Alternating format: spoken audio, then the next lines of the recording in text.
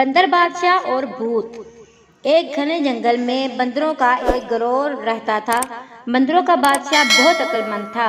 ایک دن اس نے اپنے گروہ کو اکٹھے بلایا۔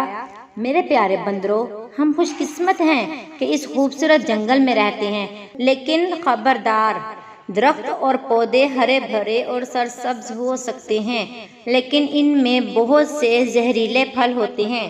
تالاب صاف چمکتا ہوا پانی ہو سکتے ہیں، لیکن ان میں سے ایک میں بھوت رہتا ہے، اس لیے پہلے مجھ سے پوچھے بغیر کچھ نہ کھاؤ اور نہ پیو۔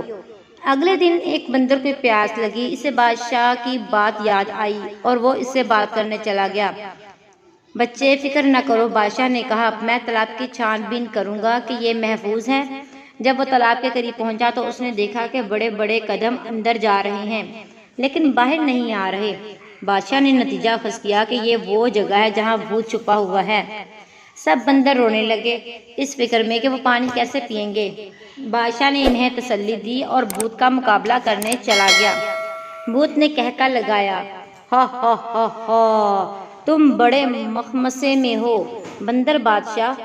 اگر تمہارے بندر تالاب میں آئے تو میں انہیں کھا لوں گا، اگر وہ ایسا نہ کریں تو وہ پیاس سے مر جائیں گے۔ بادشاہ نے سوچا، مجھے کوئی حل تلاش کرنا چاہیے۔ اس نے اپنے بندروں سے بانس کے ٹکڑے جمع کرنے کو کہا۔ کھوکھلی بانس کی جھڑیوں کو آپس میں جوڑ کر اس نے ایک بڑا پائپ بنایا جو تالاب کا پانی چوستا تھا۔ بندر اپنے دل کی خواہش کے مطابق پینے کے قابل تھے۔ سب کی طرف سے بندر بادشاہ کو سلام۔ بندروں نے نعرے لگائے۔ وہ بھوت جسے بندر بادشاہ نے اپنی سمجھداری سے شکست دی تھی، وہ لمبے چہرے کے ساتھ تالاب میں واپس چلا گیا۔ جب چیزیں مشکل لگیں تو کبھی ہمت نہ ہاریں، بندر بادشاہ کی طرح باصبر اور ہوشیار رہیں۔